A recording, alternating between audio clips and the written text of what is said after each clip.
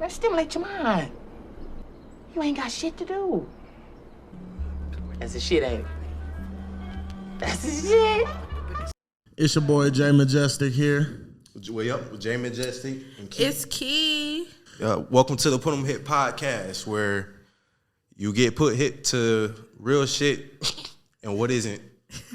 What's real, what's not real. Well, what's the matrix, you feel me? What's reality? What is life, bro? I don't even know. What is life? What is life? It's crazy. So I was born in 98, and when I got started as a young man, you know, life wasn't easy.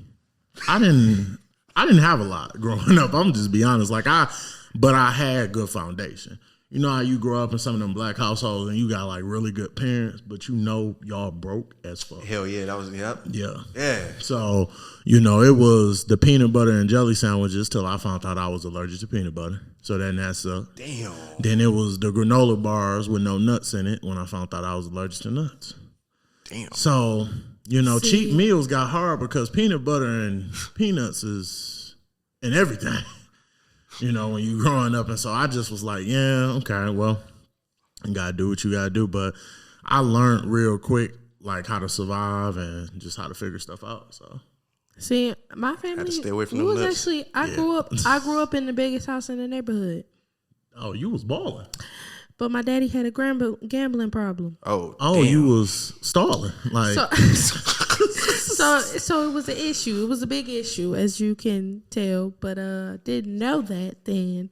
You know, I was like the kid that was chilling. You know, we had the biggest house in the neighborhood. Everybody used to come over to our crib. Okay, at least in the backyard. We had the little circle drive. You know what I mean? So. we used to have a whole basketball hoop out there and playing all that. Everybody would come over, and you know, yeah, my dad had a gambling problem, so it didn't last long. But when it lasted, it lasted. And then you know, my mom had to get up out of there. So you know, I guess it went to the regular. I mean, I guess this single question mom type situation for anybody. What was one of them childhood memories you had that you was just like, I hope this never happens to me again? Oh, man, that's a deep. We getting vulnerable, right? That's a deep situation. Hey, it's called keeping it real. It's called Put 'em Hip. Actually, I got a good one. Actually, I gotta put a hip. I got a good one. I got a good one that's like kind of lighthearted, you know, so it ain't too crazy. But I think as a kid, I knew when everything was gonna go downhill, when I was gonna leave my nice biggest house in the neighborhood. It was my birthday, and my mom and my dad, they was arguing like real bad, real bad, and I hid in the closet, and I was just in the like closet or whatever, and then my auntie came and she opened up the closet and she was like, "You better get your out the closet," blah blah. And I was like, "But I'm sad," you know. But I was a kid and didn't nobody listen to me, so I had to get up out the closet. And at that moment, I knew. I said, "Oh no, it's about to get real bad up in here." And so at that moment, I realized that.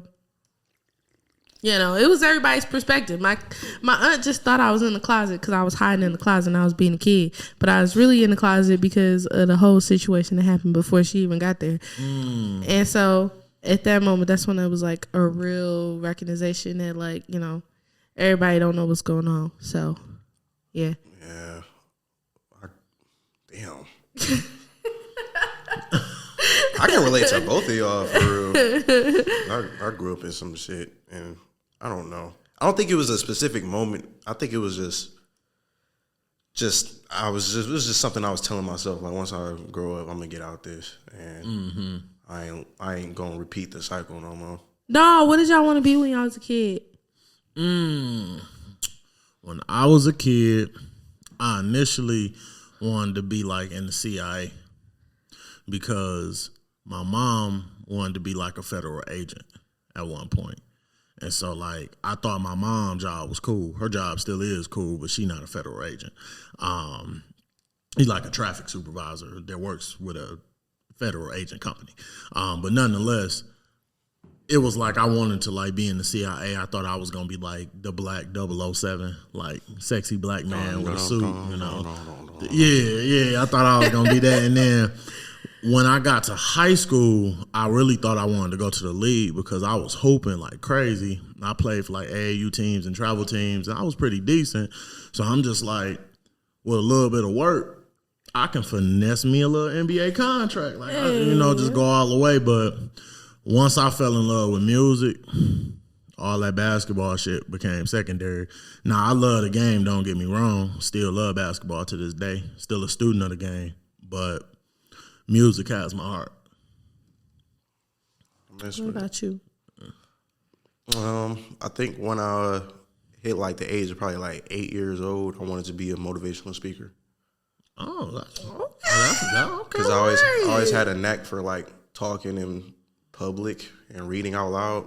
So I was like, he wanted to put him hip, like Right. literally. For real stuff, real talk. What I wanted to be was a professional soccer player. Kicking shit. Never played soccer in my life. How did you know you wanted to be a soccer player? Because I enjoy playing soccer with my brother and my dog. So I said I wanted to be a professional soccer player. And I was dead serious. Dead serious. I have it on video of me standing in video. And they're like, what do you want to be for life? And I was like, I'm going to be a professional soccer player. Never been on a soccer team. I have never played soccer. Have you been to like a soccer game? No. Was it one of those things where like you just never had the opportunity? I think it was one of those things where I had a soccer ball and I wanted to play, and I'm like, I think big. So I was like, you know what? I like to play soccer. This is a soccer ball. I'm going to be a professional soccer player. And then I also wanted to be a veterinarian because I like to watch, Animal Planet. So yeah, but I always knew I was going to be a businesswoman, but I didn't, I was like, I'm going to be all of those three in one, and it's going to work. So I'm a little delusional. I mean, I feel like all of that low-key still possible. Yeah, it is. I do not want to be a soccer player. Well, soccer is right for that. I tried out for volleyball I'm saying 8th grade, and let me tell you, I didn't make the team, but let me tell you why. Okay. So I'm like, I want to know why when I don't make a team. So I need to talk to the coach. I'm like, why didn't I make this team? Because I feel like I did my job. I feel like I went out there. You told me to stand there, and I did that. She said, because you stand there, I didn't think you were going to go for the ball. I said, damn. You might have been right. But I swear you told me to stand right there. I thought you told me that this was my area, No. Nope. I didn't care for the ball enough, so I did not make the team. And honestly, probably for the best, maybe? Yeah, I'm not really that athletic. So, I mean, I can shoot some hoops. I can do a little. Okay. I ran track. That's something, yeah. But that's about it. So. Y'all know what else I wanted to be? What? A rapper. But not, yeah. Spit some bars right now. My tip pink, my dick and balls brown.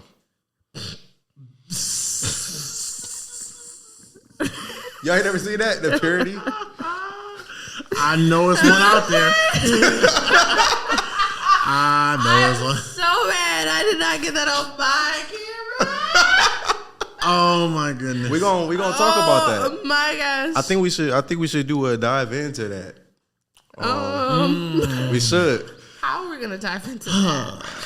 All right. So recently, Sexyy Red did like a interview with $1 million worth of game. So Gilly and what's his name? Sam. Yeah, I forgot. Gilly the King. Yeah, but I seen that. And yeah. Everybody needs to leave her alone because she is a real lady, and y'all need to let her be and live her best life, because at the end of the day, y'all watch it and y'all commenting and y'all doing what y'all supposed to do and y'all making her millions. Money. Yeah. So yeah. Either you hate on her or you love her, but either or, you're still giving her the clout. So You see, I feel like hate is a strong word, you know. Like me, I don't hate a lot of things, you know. I'm like, if you making your money, that's good for you. Do what you gotta do, as long as you ain't doing like stupid shit. Then I might hate a little bit. I don't, because they quantify as hate if I say something about it. I don't know. I've changed my mind. I might be a hater. So I see her in an interview with what's her name? Oh my goodness, Angela I just Yee? said her name. No, it was the Breakfast Club. No, that's the girl that basically took, because Angela Lee, she's still with the Breakfast Club. Was it Jess? No, she left. I think it was Jess? Yeah, just hilarious. It was just hilarious. Yeah, She said that's what it was. she didn't fuck with her because she was sneak dissing. And Jess do be talking a lot of shit, though. I mean, I mess with Jess and I mess too. with Sexyy Red, and I think that, you know, it's just a situation where, you know, two different women in two different places in life. Yeah. Or, you know, and I feel like, you know, they can get it together, but I also understand where Sexyy Red is at, because Sexyy Red, you know what I mean? Everybody know the girl like Sexyy Red, and they are who they are. I ain't never met nobody as You need extreme to as meet look, I get what they you gonna mean. change your life. I get what you mean as far as like I'm just telling you, a hood bitch, you know, no. chick. No. I get that. I've met those. No. What? They're gonna change your life. What? What's gonna change my life? So when it come to like these Sexyy Red type of girls, see, the thing is, they come in different forms. I feel like Sexyy Red herself, that bitch smart as hell. You know what I'm saying? Like, she know what she doing. I really feel like she's more intelligent than she directly gives off, like through her music. Right. But she know how to sell and she know how to market herself. She know what's gonna get the most views, the most streams, and so it comes down to the numbers in the industry. But I feel like as a person, you wanna fuck with somebody like Sexyy Red. I feel like you need a few things. Like, you gotta have that bag, because ain't no bitch like that gonna fuck with you if you a broke ass nigga. So that's number one. At least at this point in life. Yeah. At this point, because bitches out here tricking now. They got a whole. They be trying to set up whole. But that's situations. anybody. That's true. Like, I mean, I feel like most women just want a man. Nah, Sexyy Red gonna tell you what it is. She gonna be like, nigga, you ain't got no motherfucking money, and you gonna have to stand on that shit. Versus anybody else, they gonna be like, I'm gonna be one. You know, they're gonna be nice about it. She don't give a fuck about being nice. If she got something to say, she gonna say it. Like, there's things about her like I can respect and shit. Like me, like even off the gate, like when she first dropped Parenthood or whatever, I'm like, okay, it's cool. This is funny. Yeah. You know, I wasn't taking it like serious or whatever. And I don't think like she just 100% like just like I don't hate her for real. Yeah. I don't think she like on no bullshit 100% of the time. It's just that, you know, to an extent, her antics is just like, I feel like it's a little detrimental and just doing too much. Like, I get you. Like, I understand, I can respect that she real and she speak her mind and all that stuff, but like the extra shit, like talking about like how she, like even that, when she did her interview with Yachty and she talked about like having chlamydia twice, and another clip, she talking about being a raw dog queen, like shit like that. It's just like, it's just a little extra for me. Craziest thing I ever said in the song is a lyric I said, damn, this nigga burn me, pussy smoking like a seed. What the fuck? It's real life. They act like this shit is not going on in the world. Yeah. Right, but women, like, it's the no sugarcoating anything about nothing. For my house. And then it was a condom in my trash can. And he told on me and said that I was the one fucking, but it was not my condom. My nigga called me the next day and was like, you had a condom in your trash can and stuff. I'm like, that wasn't my condom. I don't use condoms, baby. Right. I'm the raw dog queen. I get it. It ain't even got nothing to do with the music. But that's her brand, though. Yeah. Like, she a freaky ass bitch.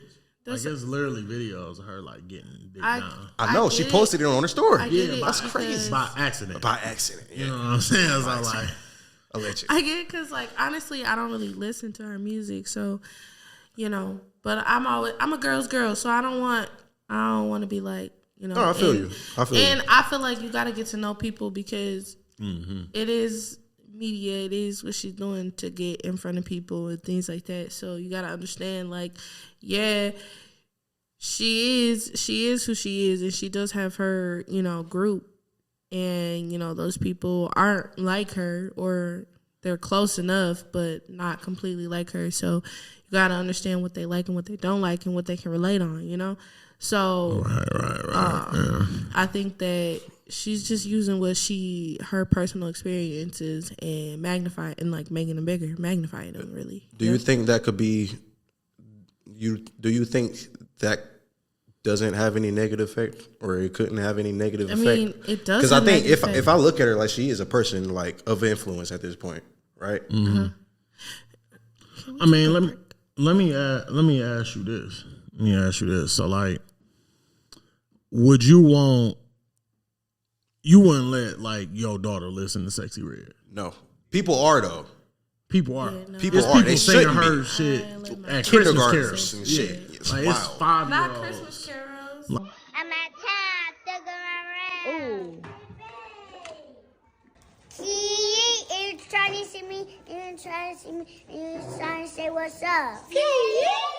Downtown, going downtown. Like, yes, I saw a video. I kid you not. On my phone too. Thugging with my brown. Yeah, literally. Yeah. They walked up to a white bitch house with her two look like 12, 13-year-old daughters. Her daughters started going crazy when they realized it was Sexyy Red song, and the mom was just standing there like, astonished. "Oh my god, is this happening to me?" That was disrespectful. I was just disrespectful. I was just like, "Yeah, Sarah, it's happening to you. Like, You're a victim. you're a victim." Oh my god. So from a guy's perspective, what do you guys think of Sexyy Red? Wait. Hold that thought. What I didn't like about her interview on $1 Million Worth of Game is that it seemed pretty shallow, if I'm being honest. Gilly and Wallow, the host of $1 Million Worth of Game, they normally know some positive shit. They're talking about things that's going on in the hood that we need to fix, bad habits. And they just talk about, the truth, the honest truth of what goes on in the hood. But this time, they didn't even bother to actually address anything. Like, they kind of hinted her controversy and people giving her feedback, but they don't say what the people are saying. They just chalk everything up to haters. They don't go into why she acts the way she does. They just don't dig deep at all. It's just a shallow-ass conversation. They just say, oh, you got haters. Oh, she's just being relatable. You're just being relatable. So don't pay no notice. They just hating. Like, bro, it's deeper than that. Woman can't have a voice. How do you deal with all the criticism? You're a woman, you're a girl, you're pregnant, you're trying, do you read the stuff? How do you feel about all the criticism from everybody that got something to say so much? I see everything, and I just feel like, why is y'all so invested in other people's life? Like, that's lame to me.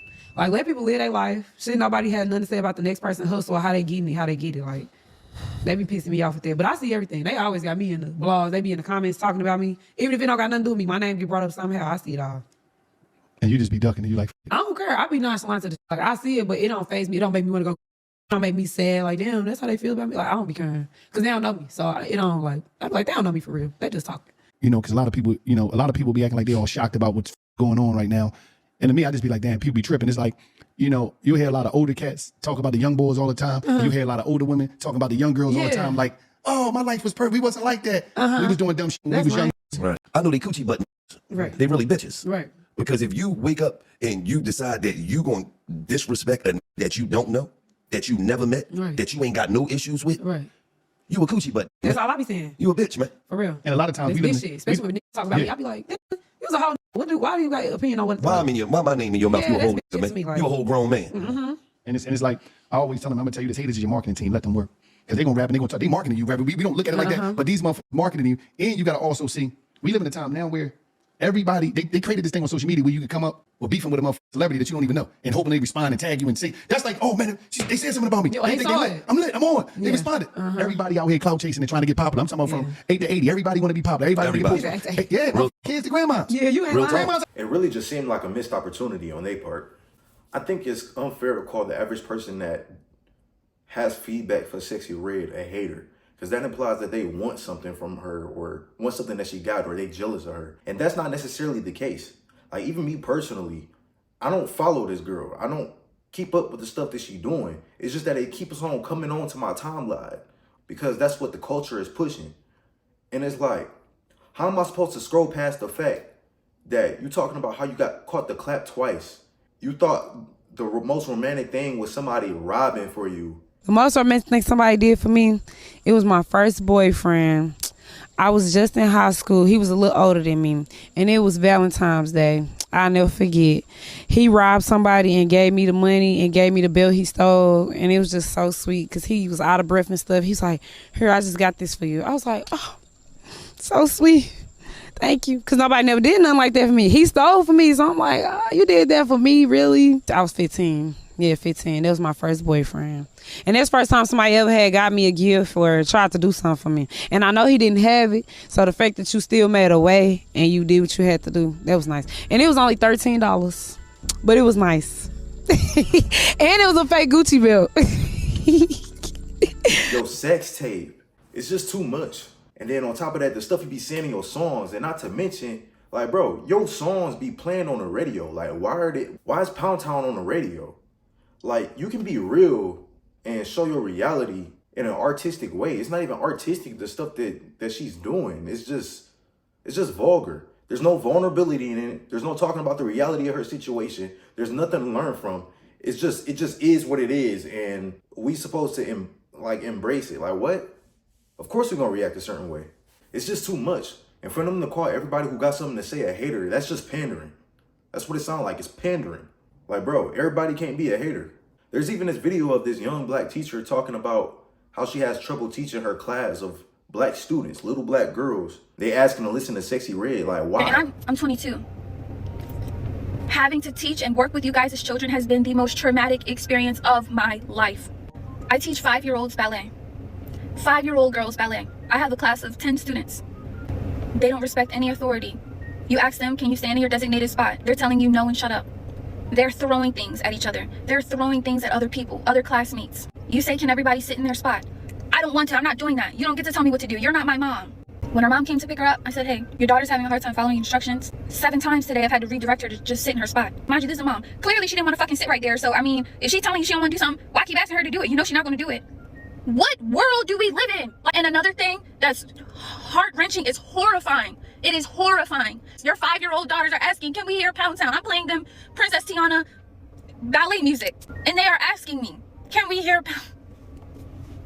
And Sexyy Red even responded to that and told her to just shut the F up. Like, shut up, bitch. Play my music. I don't know. I can't remember exactly what she said. But at some point, you got to stand for something. And then I think a lot of people are picking up on that. It doesn't, like, cool. It's cool that she's real and everything. But it's a little too real. And then, like, not only did they chalk it up to her having haters, but they tried to say, like, yeah, she's just making stuff that's relatable. And it's like, bro, relatable to who? Who? Like, who's relating to that? It's not me. Nobody in my family relates to that. I believe she could do better as an artist. It's all about evolving and all that stuff, you know. Making music cool, but, like, you can only rap about bullshit for so long and talk about bullshit for so long before people start being like, okay, you on some bullshit. You can't just call them haters because they're like, look at what you're doing. Exhibit A. She tweeted about how her coochie stank, bro. Imagine me going, hey y'all, my balls stink. Thank the Lord. I would get cooked, roasted, charred, and lose all bitches. And you a woman. That's worse. Yeah, but she rich though.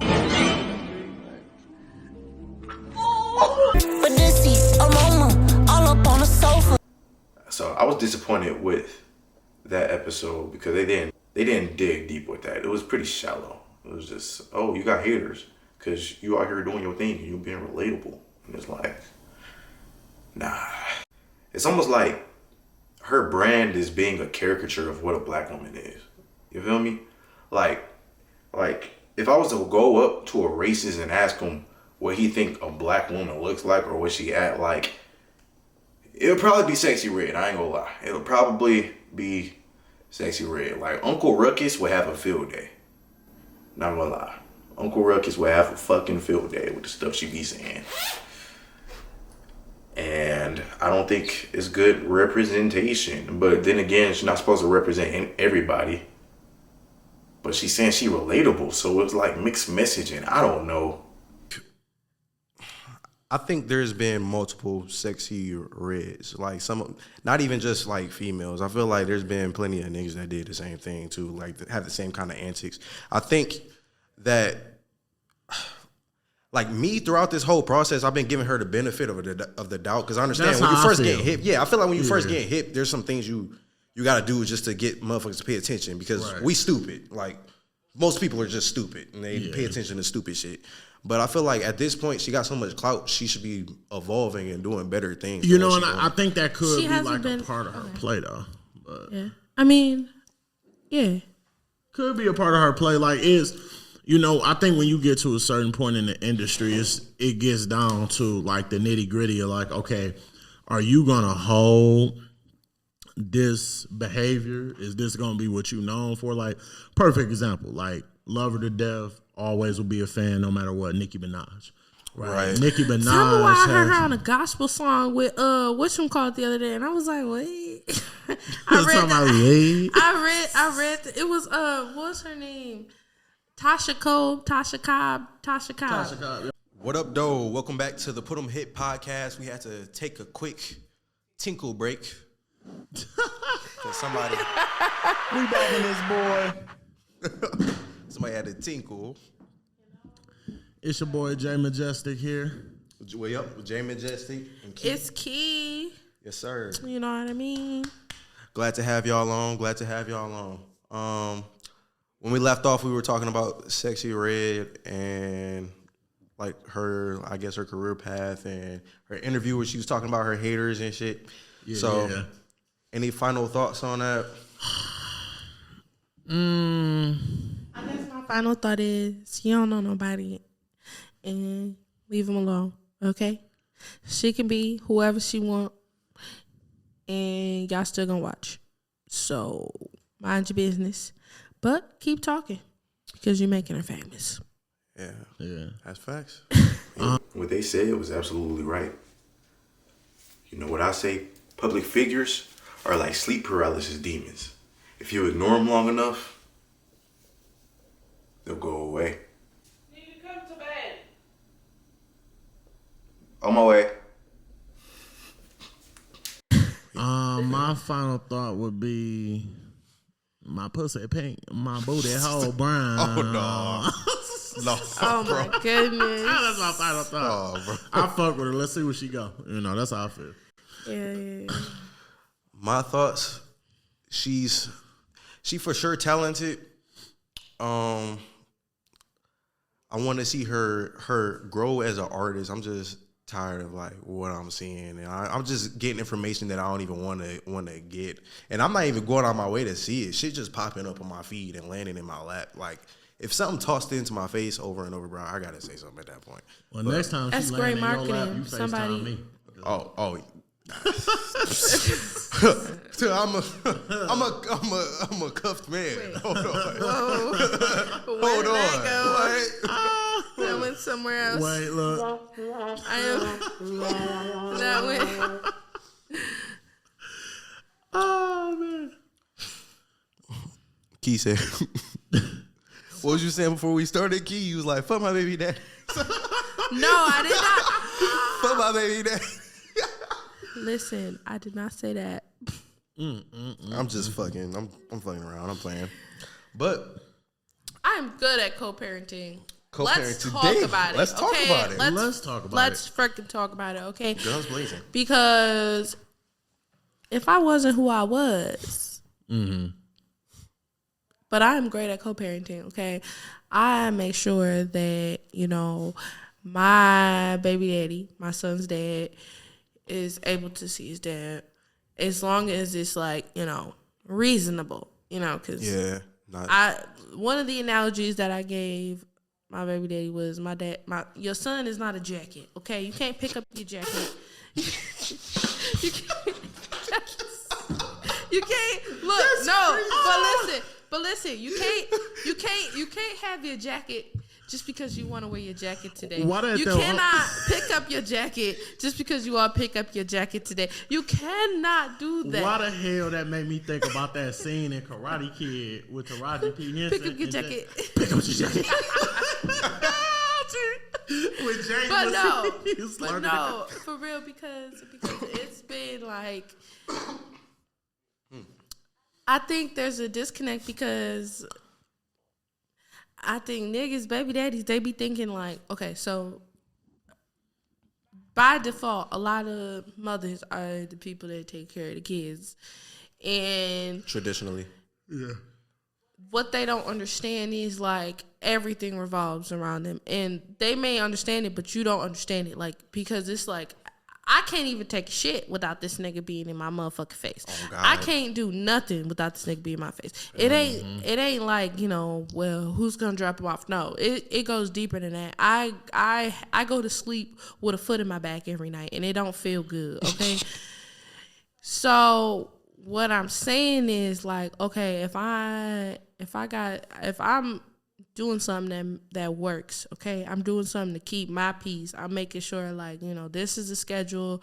This is what we're doing at this time. Just because you call me at 6 o'clock, no, just because you call me at 7:30 talking about, yeah, I want to pick him up. 9 o'clock is bedtime. So if you're not feeding him, if you not getting him ready for bed, giving him a bath, then I don't want to hear none of it, because you're not about to take my baby to Chuck E. Cheese at 7:30 and then bring him back to me, and now he running around the house acting a fool because you done took him to Chuck E. Cheese and filled him up with pop and sugar and all this other stuff, and you ain't no. So it's like it's like you gotta understand. Now I'm not saying that that's not something that can happen, because you know every now and then, you know, your kid, they gotta adapt to your situation. So you know every now and then, you know, if you gotta be out, you gotta be out. You know, but that's why I use the analogy is your kid's not a jacket. Just because you want your jacket today and you want to wear it because it go with your outfit, don't mean that you gonna get your jacket today. Hey, okay? Little nigga, you look fashionable today. You know, come with pops. It's like you need to understand that, like, you got somebody else's. Yeah, it's like it's about your kid, but you gotta understand that I created the life that your kid is living, so you gotta respect that, regardless of what you got going on. You know, regardless of what you got going on, regardless of what you think is going on, you gotta understand that, like, there's other shit going on. Like, you just gotta work with it. If you can't work with it, and then you try to work with a motherfucker, you try to work with him, and then it's like, I'm tired. I gotta do laundry, or I gotta do this, or I gotta do this, and it's like, okay, but in my aspect, I gotta do the same shit you gotta do, but I can't say that because I'm gonna do laundry while this nigga is on my motherfucking hip, or I'm gonna do laundry while this nigga is eating a fruit snack while I'm doing laundry. So it's like, you used to doing stuff by yourself, but I'm not, and you need to understand that if you want to get your kid, you gotta make sure that you are equipped, like your household, everything equipped is like, it's because you can't, because even if you would drop your kid off, you know, this hold on. All right, hold on. We get what you're saying. It's like, it's two different perspectives, because one, like, you, or you know, one party deals with the child on like a daily basis, like it's part of the routine. And when you parenting a child, there has to be routine. Like, that's just how it works. Versus like the parent who's with the child less, you know, is kind of like up in the air a little bit. Like, I get that. I've experienced, I've experienced that, like, as the child. So I get where you're coming from, like, as far as that. And that's why I ain't even. You gotta be careful because it's like, I was with my baby daddy when I got pregnant, but it's like I changed completely after I got pregnant. And how so? In what ways? Like your lifestyle, maybe, or your personality, or your priorities. Everything. Like when I got pregnant, I wrote down everything I wanted to do. I was like, I'm not living for myself no more. Like, I had to make sure that, like, I wanted to make sure that I can give my baby the best life that I could. Like, I changed mentally because I couldn't think for myself no more. Like, I couldn't just be like, okay, well, I want to do this because I want to do this. No, I got to do this because it makes sense for me and my son and a child, like a baby, a newborn. It wasn't just me and somebody else. It was me and a newborn. It was like, I had to, like, if all else fails, I had to make sure me and him was cool. Me and my baby was cool. Like, if all else fails, if I ain't got nothing to my name, I had to make sure that I at least had something to fall back on for me and my baby, and he was gonna be good. Like I had to make sure. You had a. I just wanted to give her a shout out because I feel like she out here doing the damn thing. Yeah, good shit. No doubt. Thank you. We seen you with your appreciate baby. it. We seen you with your baby. You be doing your thing for real. I appreciate it. I just feel like, you know, I was given the opportunity for the life that I'm living now, and then I feel like I have to give my son something better, you know, because not only that, like, it's just me and my mom and my brother, but it's really just me and my mom living in the house, and it's like, it's 2 females and a little boy. Like, we ain't no niggas, we ain't no boy, you know, I don't know. So it's like, I'm like, at least I can do is to make sure, like, he got a good foundation, a good home, you know? All right, so I have a question. Did you, like, conceptualize this, like, before, like, you had your child? Like, did you have, like, imagine, like... Okay. You can be honest, frank. Okay, so as a kid, I told myself that I was going to have a kid when I turned 21. I didn't think it was going to happen, though. Right. But it did. What had happened was I had moved in. I had got my first apartment, like, on my own without college or tuition or anything like that.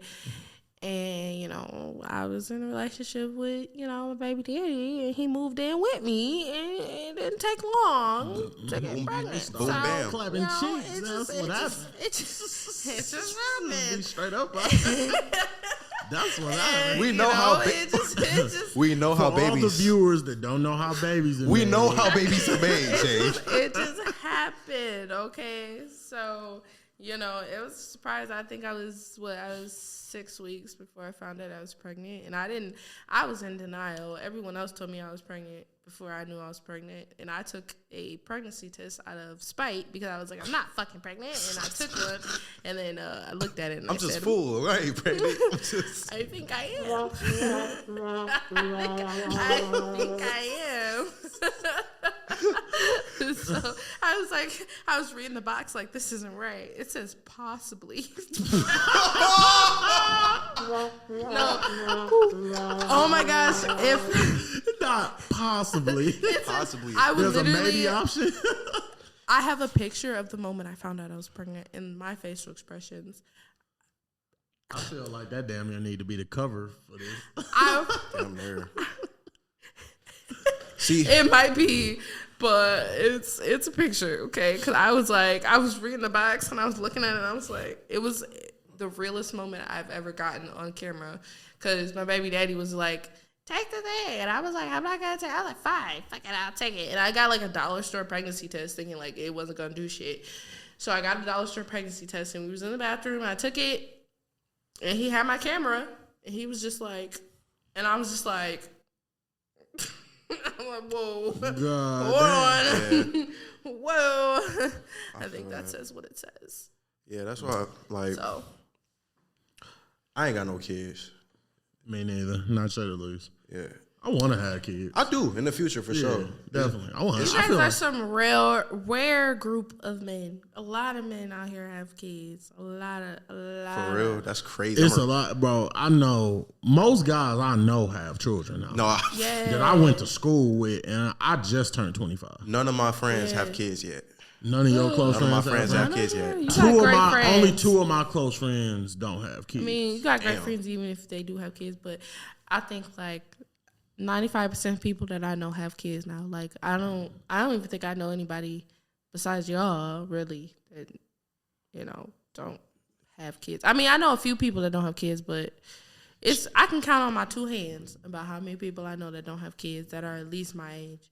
Bro, it's like process of elimination. Shit gets real when y'all hit like 20. When we hit 21, bro, they just baby. But look, I said I'm glad.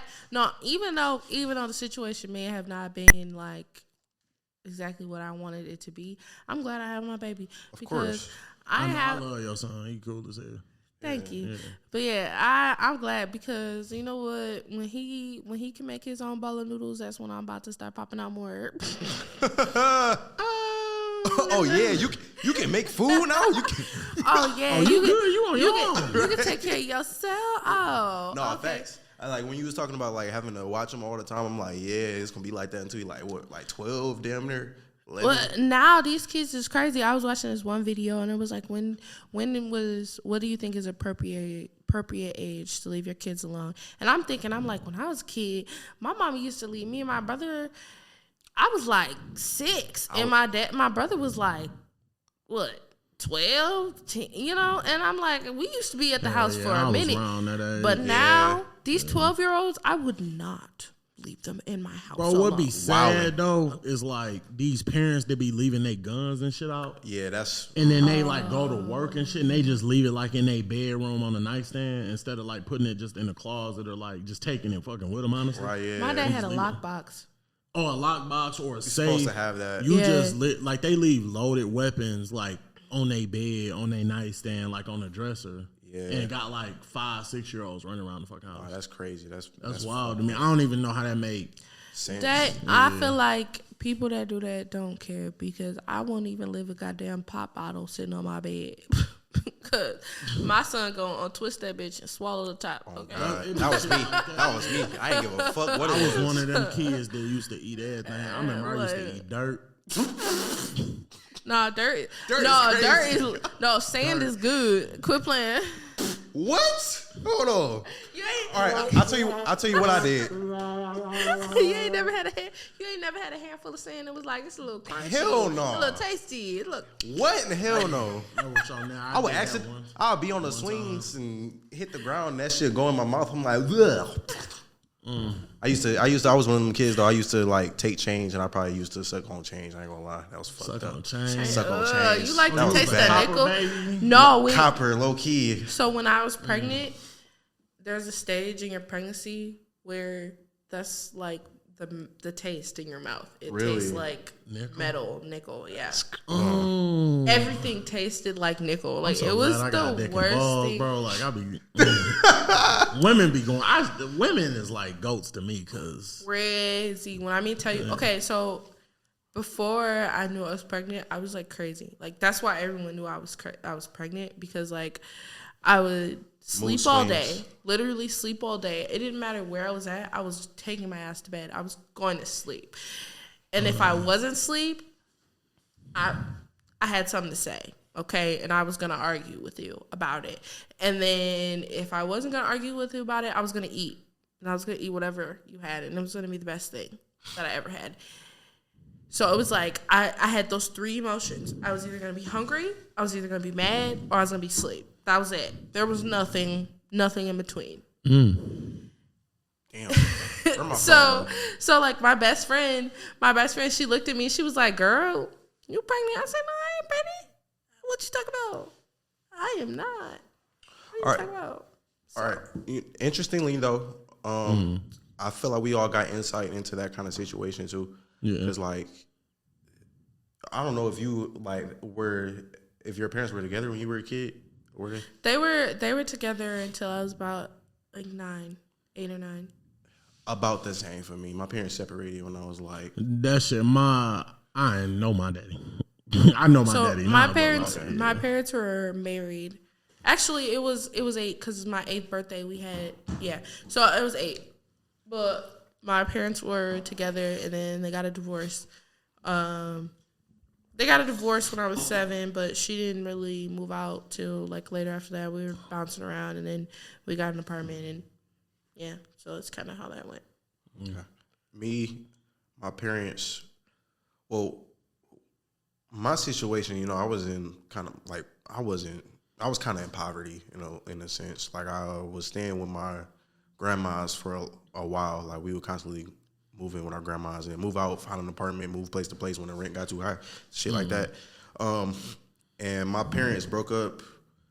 Like my parents always kind of had conflicts as far as I can remember, but they broke up like for real. Like I knew they wasn't together. Probably when I was like 11, but between the age of probably like 8 up until then, like I could like I pieced it apart. together. Yeah, Yeah. I got you. Yeah, let's talk about it. So when I graduated high school, I sat down and I had a conversation with my mom because there's a lot going on with me, and it's just a lot. And I think that was the first time I really like looked at my mom as a person. Because I don't know, I think that sometimes as a kid you look at your mom as just a mom and not actually as like just a regular person with feelings. Yeah, with feelings. No, so no, I think I can say something about that too. Yeah, I think when after I graduated, I sat down, we had a good conversation. She talked about everything. There was a lot going on between her and my dad that she didn't, she shielded us around, and I would have never, because growing up, I was mad at my parents because I was like, why didn't y'all like make it work? Like what was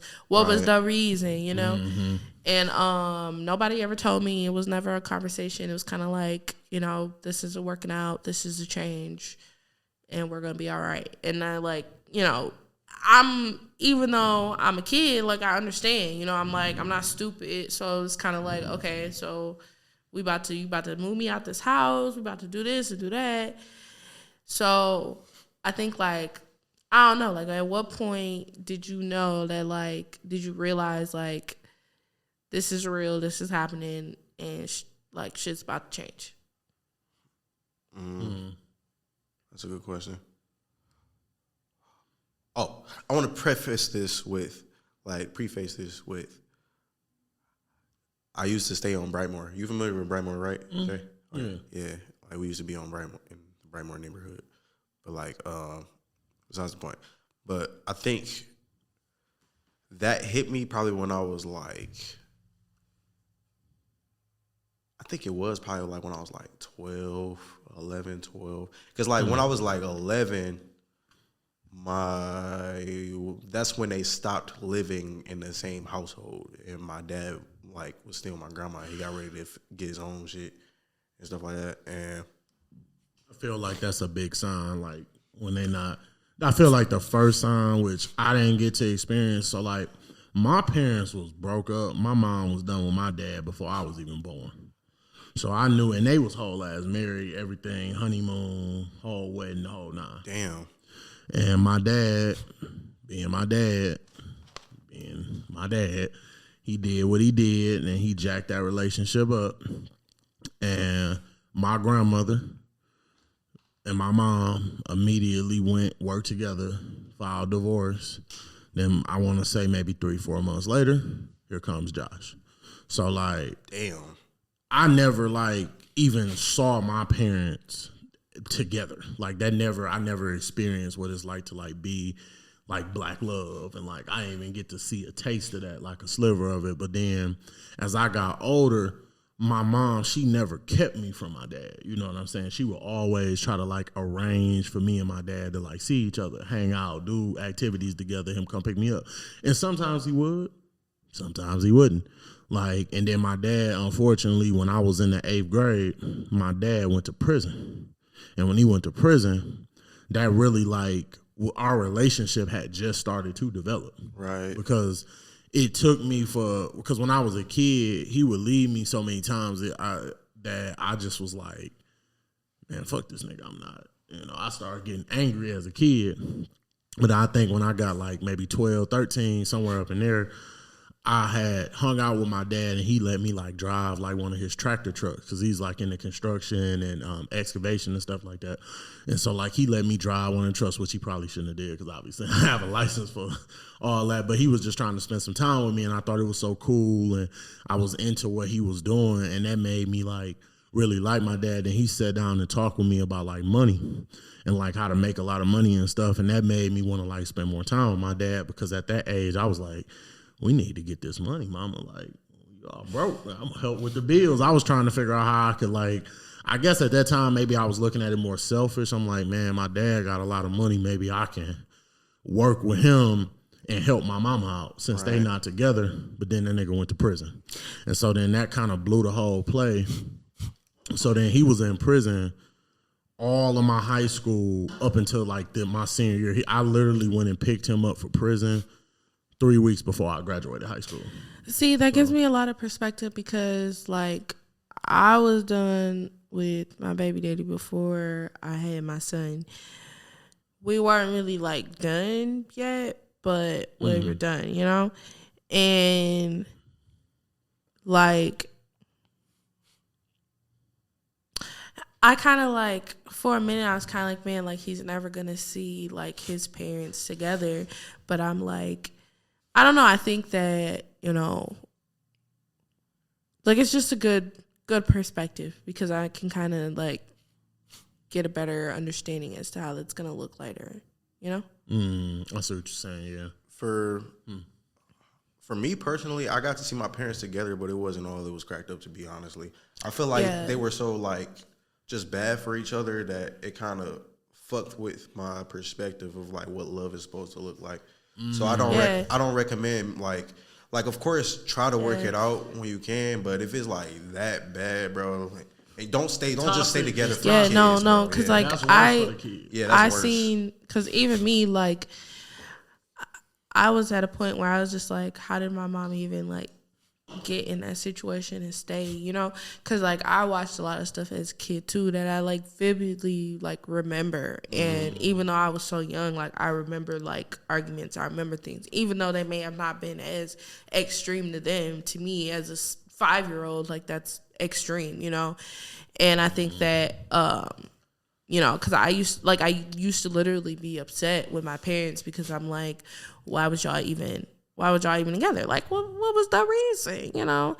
And like that's what I kind of wanted to keep from my son too, because I was like, I didn't want to be in a relationship where it's like, I don't want you to see that, you know? I want to give you a healthy environment where you can like be you and you don't have to see anything that's like gonna traumatize you, you know? Let's keep you from being traumatized. I will say this though, as a man though, like, because I have a good relationship with my father today, which I'm proud of.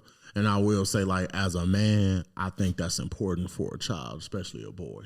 Yeah. Like to have that interface at some point with a father that's like legitimate, because any nigga can like come pick their kid up, take them to Chuck E. Cheese, take them to go get something to eat, play the game with them, like, you know, take them to a Pistons game or something like that. Like any guy theoretically could do that with their child, but it take a real man to like sit down and teach your son lessons. Facts. And like sit down and really talk to them about life, about women, about money, about making decisions, about saving and stuff like that. And like that's, even though it's coming late, that's what I do appreciate about my dad today, because we're having those conversations today. Yep. Yeah, and that's where I'll give you credit too. Like you didn't use your personal feelings to interfere with your child's relationship with his father. Yeah, that's like, something we see too much. Like absolutely, yeah. Like honestly, as a girl, like I think that why it hurt me as a kid was because like my brother, like I have an older brother, and he, you know, he wanted to, you know, be with his dad. He wanted to, you know, build that relationship. And I got into a point in my life where I was like, fuck my dad. Like, I don't need him. Like, what's the point? Like, I got a strong mom. Like, it's cool, you know, what I need him for. And I think it didn't take for me to get older to realize, like, it shaped the way I looked at men in general, you know? And it, like, I wanted to be a daddy's little girl. Like, I love my dad. So I wanted to be around him. So then when he took that away from me, and then I was like, I don't care. It kind of just gave me that same attitude for whoever I was messing with, because it was like, I don't care, you know, like you can leave today if you want to, you know? And I think that created like a toxic situation, because it was like, I wasn't putting myself in positions, or I wasn't even allowing people to even get me into a place where I wasn't dispensable, or you weren't dispensable, you know? And you were guarded.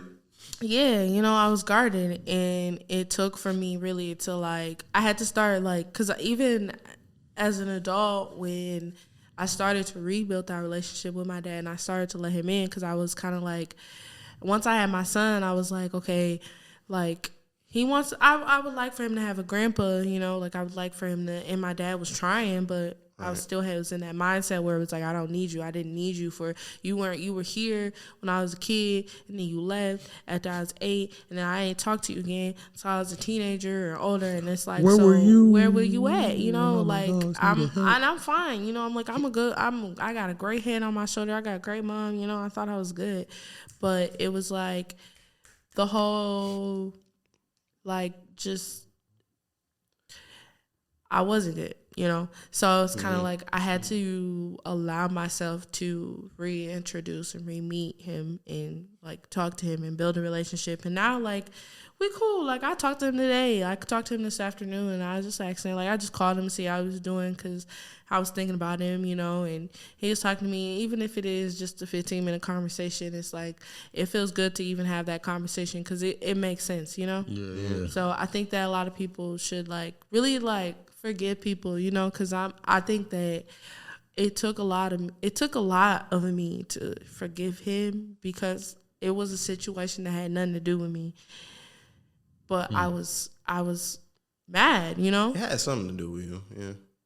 So I feel like the children are always collateral damage. Yeah, no, like for sure. Of a fallout with two parents, you know what I'm saying? Especially those parents, at one point, they had love for each other.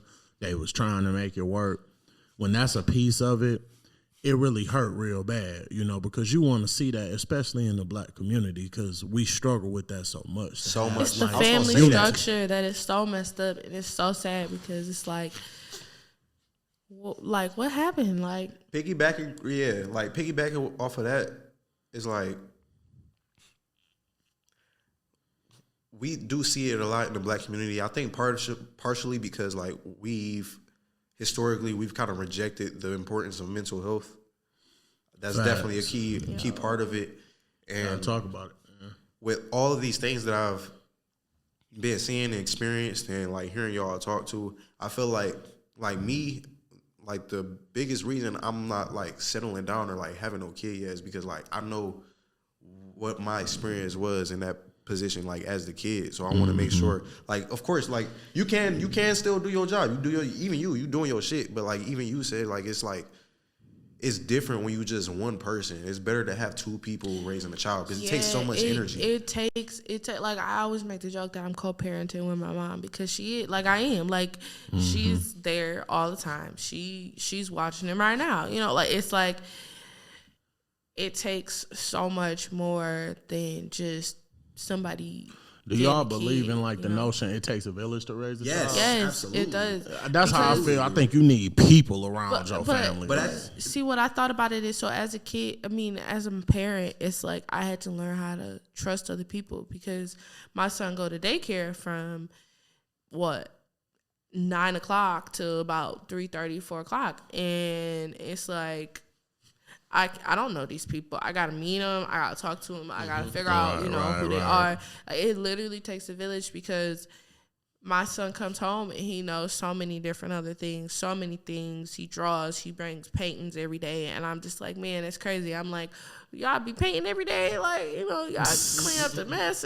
But it really takes the whole village because even as a kid, if you think of yourself, you're not going to, everything you learn, you ain't learn from your mom, or everything you learn, you ain't learn from, one person. You learn from multiple people. So it's like a child isn't gonna receive everything from just one person. They're gonna want to hear from other perspectives and who they are. And I heard this cold saying, and I'm sorry, I can't even remember who it was about. But they was like, it was about a woman that, like, speaks on, like, being a mother and everything, and she was like, you cannot block your children from experiencing life, but you can provide them a filter.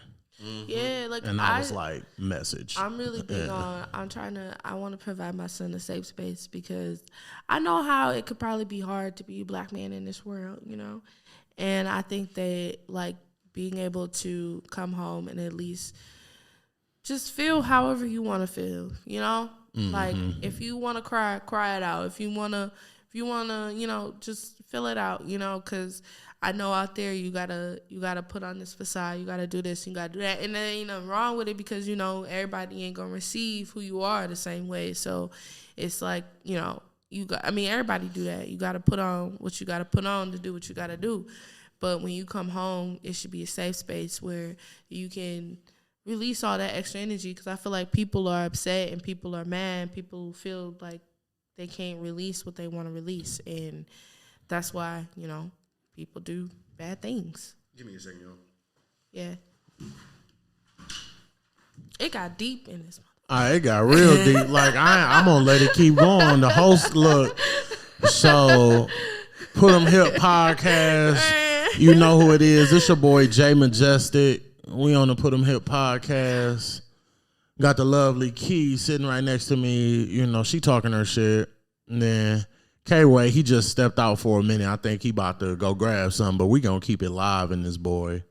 Because this is a exciting conversation. I mean, I don't have any children yet, but just like hearing her experience, I'm probably not going to have no children for another year or two, because I'm just like, I got to get that.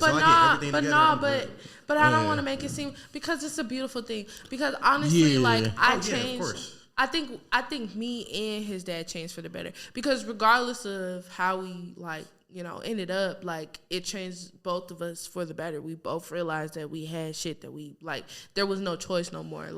It was it made everything that was essential 100 times more bigger. You had to make sure that you could do this. You had to do that. You had to be, this person. Can I ask you something? Yeah. So do you feel like, and I've asked this question before to other women, I've asked it to guys too with kids, but do you feel like having a kid is sometimes especially in the Black community, is that the motivation you need to get your shit together? I feel like for some people, yes. For me, it wasn't the motivation to get my shit together. It just put the fire under my ass. It was just kind of okay, you ain't got time to be playing around. You ain't got time to be sitting here because I already knew what I wanted to do. I already knew what I was doing. I just didn't put as much effort into doing what I wanted to do, or it was kind of once I found out I was pregnant, I was like, oh shit. In my mind, I'm I gotta wait. In my mind, I'm I got 5 years before my son realizes what the fuck is going on and what his life is actually like for me to get my shit together.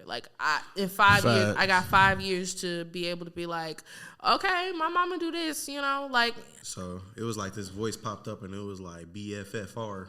Yeah, but it's absolutely beautiful, because I'm telling you, kids, they teach you what you think you perfect till you have a baby, because I'm telling you, patience, okay? I'm telling you, you think you good, you think you great until you have a kid, because when you have a kid, they gonna test everything. Gonna take your patience. I was always told it's if you not ready by show and tell, your ass behind. But I think that's the first test. I believe, when I found out I was pregnant, I had a panic attack for 2 weeks. I would too. Panic attack. When I mean to tell you, I was in that. My ass would have been in spiral. They was taking me. They was taking me to the park. They was taking me everywhere. I was hyperventilating. Okay, I had a panic attack. I was no, not me. Okay, let me ask you. This might be. Do you feel like it's just because you wasn't ready, or you wasn't fully satisfied with the person you was with? Wait. Before we get to that, okay, can I kind of I can kind of tie into your last question in terms of whether that motivates people in Black community. Yeah, I think for a lot of people it does. Even for me, my father even tells me one day I'm gonna have him on here, but he's told me yo, I had to get my shit together for y'all for real. Because before then he didn't know what the fuck he was doing.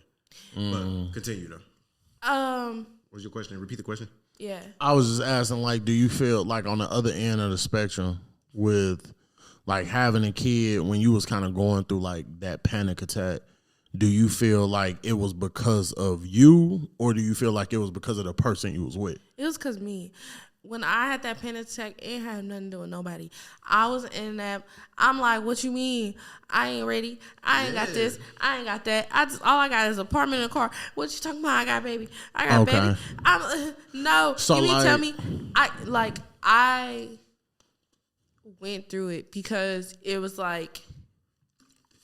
when you have a kid, everything in your life is magnified. Like, Yeah. when I mean to tell you everything, like, I mean to the point where when you have your time by yourself, that's magnified. Like, you can't even really get time for yourself. Like, your time for yourself is like 15 Your ass minutes. better meditate now. Look, that's why I be in the car. Okay, I sit in my garage, my 15 minutes, my 10 minutes in the car by myself, because I don't get like, it's everything is magnified, because it's like, yeah, that's even so especially. I think, I'm not cut you off, but I think that to me is like part of the man's job when like the woman is going through that, and I think that adds to it, because I got a little bit of different opinion on it. Like, for me, it's like, if your nigga got his shit together and he can create a circumstance for you to be stress free, and he can create a situation for you to be comfortable. I ain't gonna say stress free, but his job is to reduce the stress. For yeah, sure. well, that's what I mean. Like, yeah, ain't no woman gonna be stress free having no kid. I don't care if she a billionaire. Like, it's not really the money, but it's just like, if you know, like, you in a relationship that's fresh or new, and your nigga not doing shit, or he not like in the right position to provide for this child, and you already like consciously know that, you know he damn near in the same boat as you, that's like stress squared, you know? Yeah, but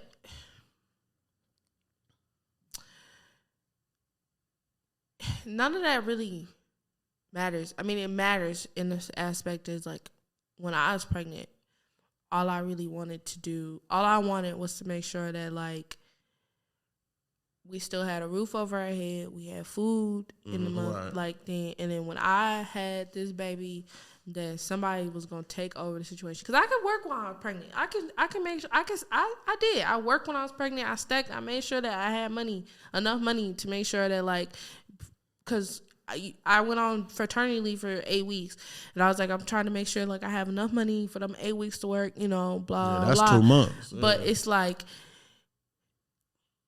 that extra, that extra rollover, because you don't know what you're gonna need. You don't know if your baby need this. That's you what don't I'm know if saying, your baby man, need that. You like, don't know. yeah. Yeah, I mean that, but that didn't come till when it came, because when you find out you're having a baby, all that matters is right now. Like, it doesn't.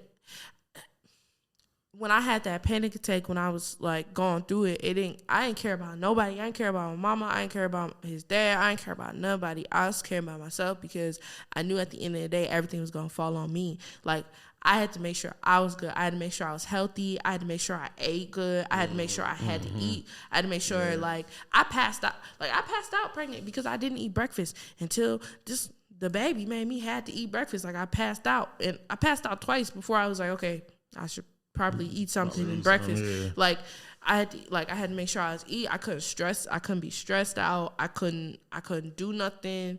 Like, so I think you saying it was it was just like, oh shit, I'm having a baby. Yeah, it's I feel like everybody women go through this thing where it's like, my body is not mine. Like, imagine if somebody was just like, whatever you got going on in your body is not yours no more. Like, that's how it was. It was just like, the only thing I have is my mind. I don't have my body.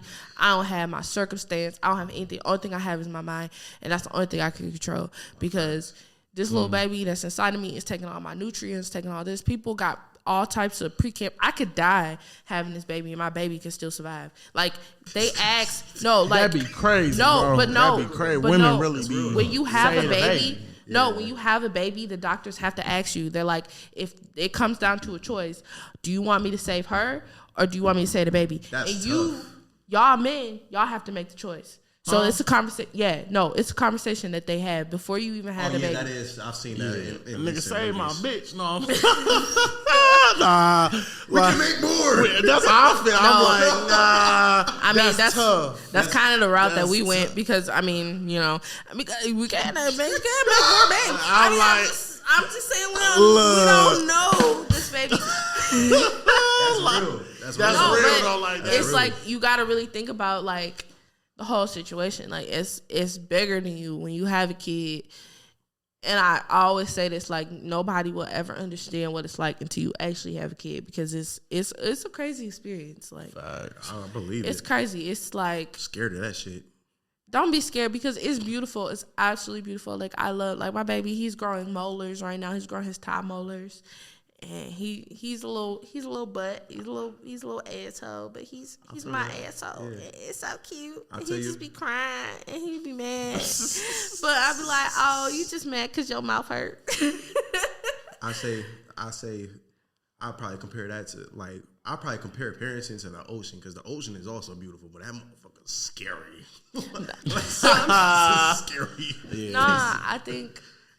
Like, yeah, I get what you. Yeah, I understand. I feel it. I fuss with it. That's a beautiful thing. Have more kids? That's one of the best.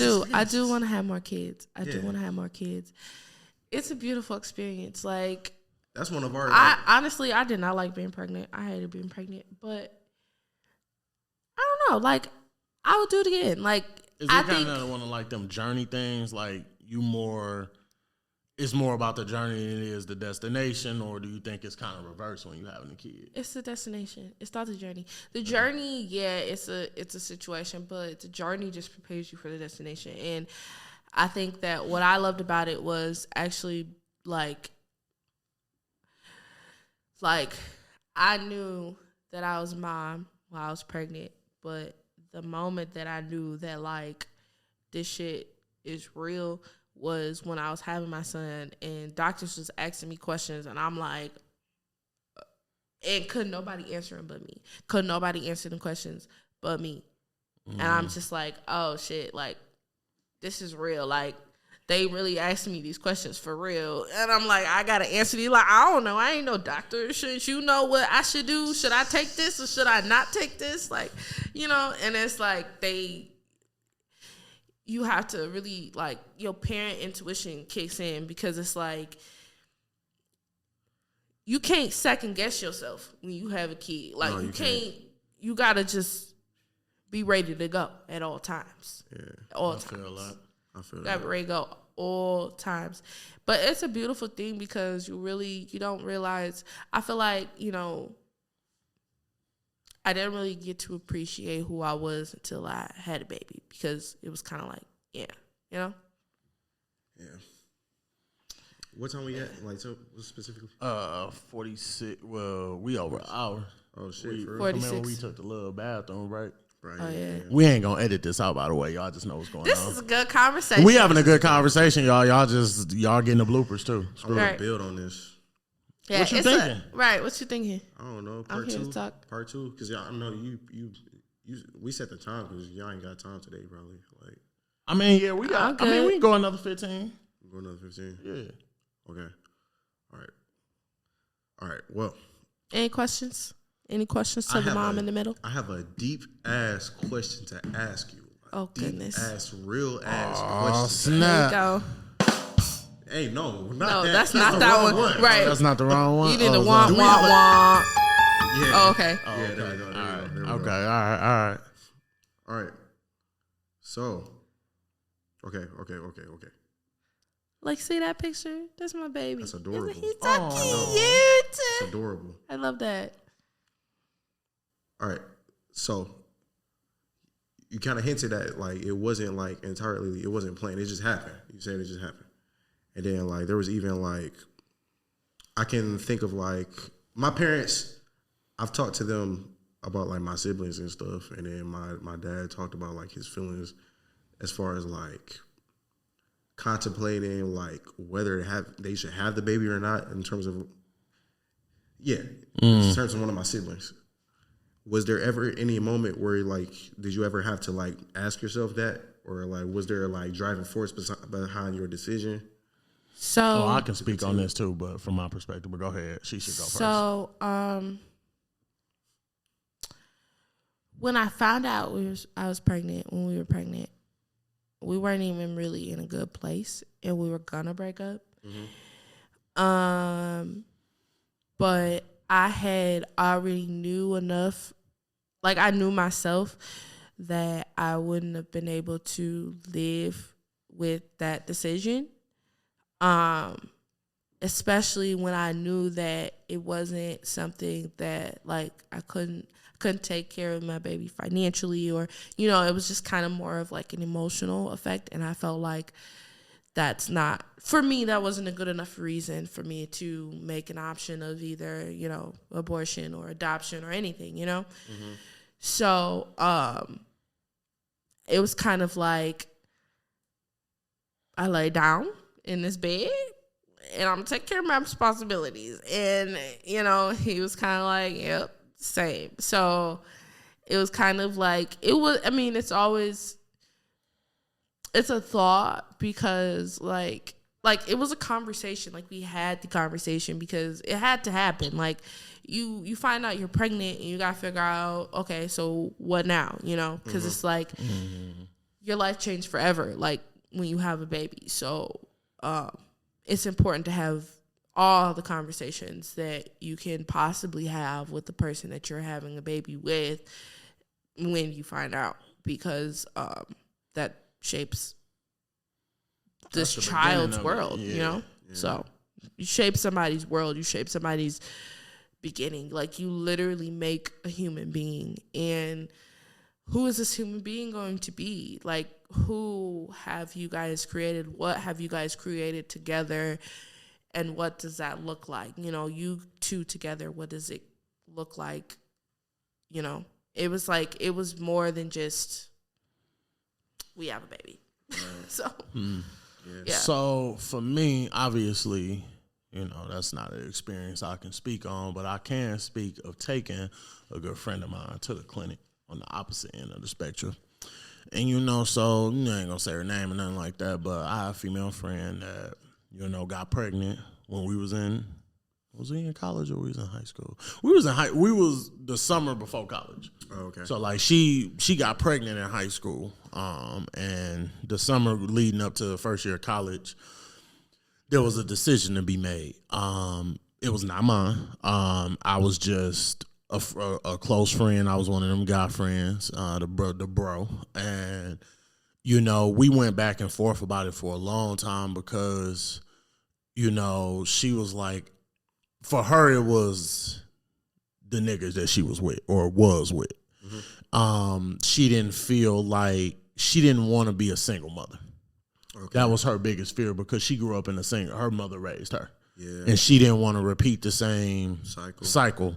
So like, it was a deep conversation of, I don't believe, you know, and I felt some type of way. And this was really a turning moment for me because she said something to me that stuck with me to this day. She said, if I was with a nigga like you, I would keep it. And I didn't know what that meant till I got like in a serious relationship and like started dealing with real women, and like that being like a testament to a man is like, to all my brothers out there, like I say that you have to position yourself as a man before you want to be one. You know, and a lot of guys don't do that. So they just end up like fucking all these girls and they think they sweet, but they not a man. You a boy that's just getting pussy. And that's like, that's devastating. She said, have a baby by me. Baby, right, yeah. Be You know what I'm saying? Like, have a baby by me. And I didn't even be a millionaire. So like when she said that to me, I didn't even internalize it like that for real. Like I just internalized it like, damn, I must be a, you know, a cool ass nigga that she feel that way. No, like we friends. Because it's like niggas and they daddy issues be like, damn, like shit. You know, I be like, fuck, okay. I got daddy issues too. I mean, I'm not trying to like, you know, downplay it, but it'd be like, okay, you want to be different or you want to do this, but what are you doing to be different? What are you doing? You know?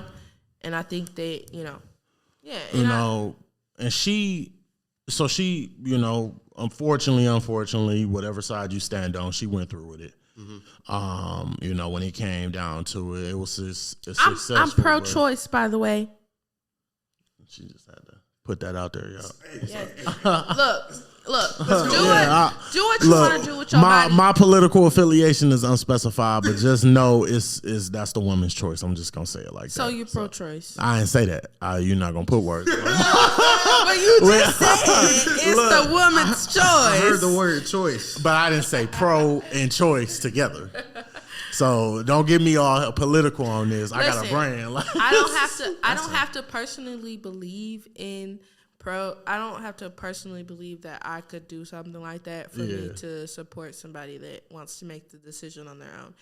Because I have also been in a situation where I had to support a friend to make those decisions, and I did. And I don't think anything was wrong. I don't see, it was like, that's her decision. That's what she wants to do. It's like. Mm-hmm. No, 100%. That's where that was my standpoint. Was whatever you feel like is best for you in your life. This is about you right now. And that's why I feel like, man, we take it. I could talk about parenting all day because I was like, I'll take a whole other situation. I believe you. We know. That's why I'm like, I don't care. I don't talk about no parents because I will not. Okay, now there are some shitty parents. There are some shitty parents. Oh boy, yeah. But I can understand how they shitty because the reason why I can understand why they're shitty is because. Being a parent, if you're not mentally strong enough to handle having somebody else, you would literally drive yourself fucking crazy. Like when I mean to tell you, that's why I had a panic attack. I literally drove myself crazy because you can worry about everything, every little thing, and either you gonna turn that switch up, turn it off, or turn it down. It ain't no. It ain't no. You either turn it up, turn it off, or turn it down, and. When you can turn it down and you can get to a comfortable place where you good, your baby good, that's the best place to be. Yeah. If you turn it off, then that's when you go left and that's when you become, not the best parent. And if you turn it up, you also can probably not be the best parent and you drive yourself crazy times two. You're going to be in a mental hospital. I feel like it's just... Let me interject real quick. Yeah. Earlier I was going to say, like, not everybody is meant to be a parent for sure. Like that's not something everybody's capable of. And the biggest reason I don't want to have a kid right now is because I don't think I don't personally, like, is it personal, but also like just logically, I don't think it would be smart to make those kind of sacrifices. I'm not willing to make those kinds of sacrifices right now. That's low key. One thing that I learned is you being conscious of that makes you the best parent. Just saying. Because I've heard that too. If you don't even think about you don't even think about that. Think about how you are as a parent. Yeah. Then a lot of people do. It come off like, because I feel the same way, bro. Yeah. Like the only reason I really don't have kids right now is I just don't, the level of sacrifice that I know it requires. But the fact that I consider that lets you know I probably would be a great ass. Y'all pull out game strong. So when you do it, you don't know. Wait, what? I said y'all pull out game strong. Strong than a motherfucker. When I tell you I bench yesterday 345, you gonna ask me that? Ask me what I roll, nigga. Ask me what I roll. Shit, my dick on a string. I hit a button that. Oh God. I ain't never had no issue with that. I've had a couple of earlier in the beginning though, nigga. My first time, nigga, I had to get a plan B. I was like, hell no. I ain't taking no plan B. You give me plan B. What was it? Steak takes $50 somewhere else. It's $75. You gotta pray to the Lord. I'm sorry.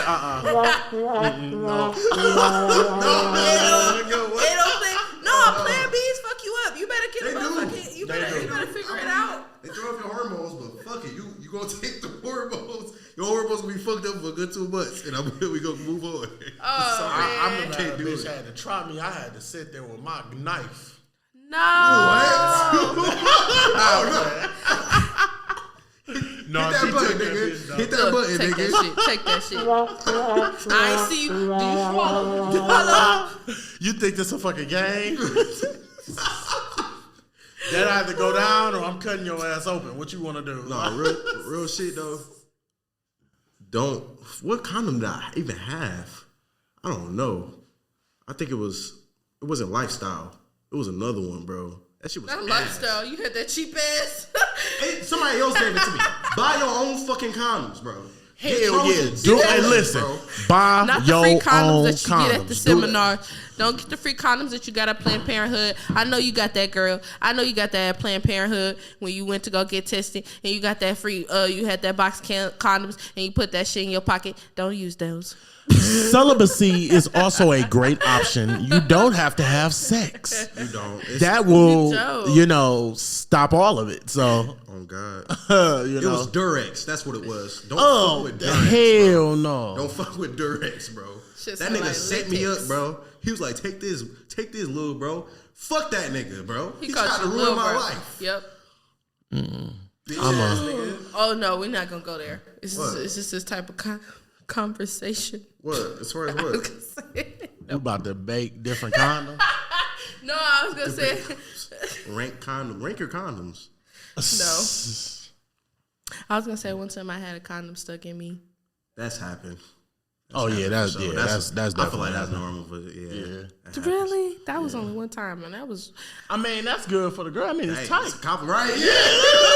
I mean, it's tight. Like, No, I was traumatized. I was like, oh my God. Is it lost? Is it lost? And he was just like trying to get it out for me. I'm like, no, you don't got to do that. You do not have to try. I will get it out myself. I've been Thank there. you very much. oh my goodness. You gotta get a spoon, maybe some chopsticks. I had to call my scoop it friends out. like, no, I had to call my friends like, has this ever happened to you? Like, Oh my god. Hell no. No, that shit was. That's real. No, that was crazy. I was not to talk about that. No. So this is just normal for y'all. It's just like. I mean, it happens. If Sexy when it Red happens. was saying shit like that, I'd be cool with it. I'd be cool with that. That kind of conversation, that's cool. Listen, Go ahead. Nah, yo.